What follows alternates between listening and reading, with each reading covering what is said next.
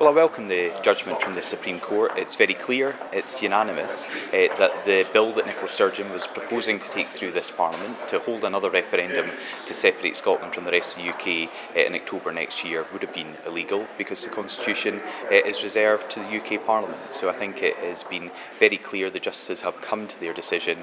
They are unanimous on that, and not just Nicola Sturgeon and her government must respect that, but nationalist supporters. They should respect this outcome from the highest court in the land, who have looked at all the evidence, considered that, and now what I want to see is the Scottish Government focusing on the matters that really affect people day in, day out here in Scotland, our public services that are really struggling, and all the issues with respect to the global cost of living crisis that we can deal with here in Holyrood. That must be the focus now, not on another independence referendum. It's not up to politicians to determine what the focus of a general election should be about. That's up to the public, it's up to the voters. And I think for Nicola Sturgeon to say she is going to make this about the single issue of Scottish independence and trying to divide our country all over again, it will be viewed very dimly by many voters who want the focus to be on their local services, on what their local MP is going to do for their area.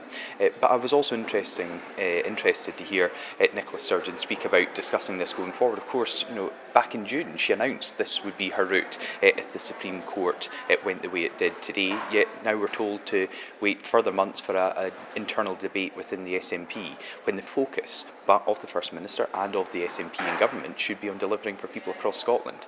What we had today was a politician in Nicola Sturgeon who was speaking as a party leader to her party supporters rather than as a First Minister to the country, and I think she has to stop that and she has to focus on dealing with the crucial issues here in Scotland. And there has not been a single opinion poll that has shown there is a majority support in terms of votes for the SNP at future elections. We know at the moment that the public do not want another independence referendum on the timescale that Nicola Sturgeon previously suggested, and the fact that she is making that the next election all about independence tells people everything they need to know about Nicola Sturgeon.